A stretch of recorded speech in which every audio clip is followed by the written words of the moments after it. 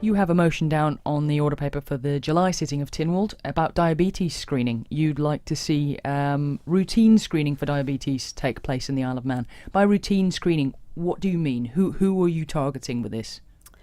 I think we're all aware that there is a big issue that could be coming down the line with regards to a lot of obesity is going up in the young and that. So it's really when anybody is visiting their GP that perhaps it should be done as a routine rather than perhaps people go back a few months later still not feeling well. So it's really looking at that, whether there's an option, because we used to have charities that used to do occasionally, they'd go to Strand Shopping Centre or somewhere and do sort of screening for people, and we don't seem to have that anymore. So I just thought, I'm aware that it's going to become one of the biggest costs to the health service in the future. There's been an awful lot of documentation on it and television programmes, and I just took an interest in it really. So I thought we should be doing something about this, try and see if we can sort of stop some of the causes really.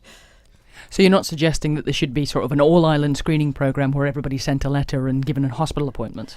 I'm open really to how the health department could come up with a solution for it, which obviously during the motion and my speech I will say that I'm quite open-minded, but I do think it is something that we should be looking at more closely than I feel we currently are.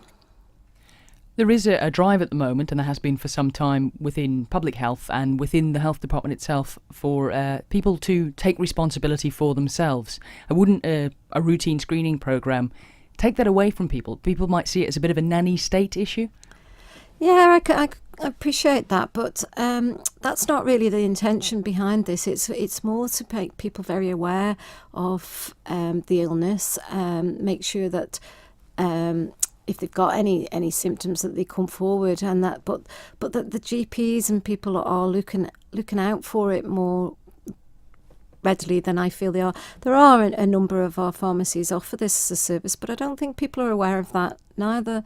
And I suppose what I'm trying to do is stop people having a symptom and it's got to that point before they've actually realised. It's to try and make people very aware of the symptoms of diabetes and lifestyle choices. And how much, to your knowledge, how much of an issue is diabetes within the Isle of Man?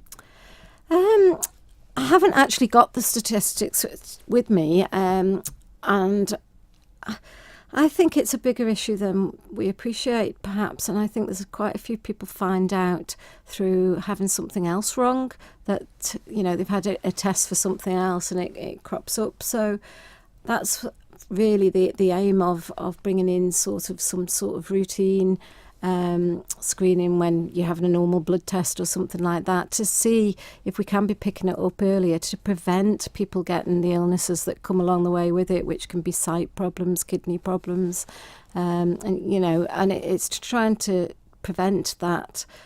That I know a number of people. I've had a personal case recently, very close to me, that the change that person made within such a short space of time, because they were told they were borderline diabetes, they could address it through their diet. They did that and remarkably made that change in their blood sugar readings within a 3-month period. So I thought, gosh, that's determination, and I think it's just making people a bit more focused. And I agree, the public health say that you should take responsibility for yourself, but we also need to make sure people are very aware and educated to recognise the symptoms and how they can help themselves without it getting to a serious situation where you could be getting medicated, whereas really you could do it by diet or exercise and, different lifestyle choices.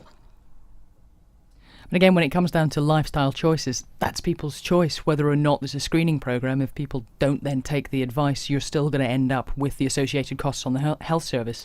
Yeah, and I hope that's one of the things I'm hoping that I'll be able to convince the Minister for the Department for Health and Social Care that perhaps there are other alternatives that we can be looking at to get people to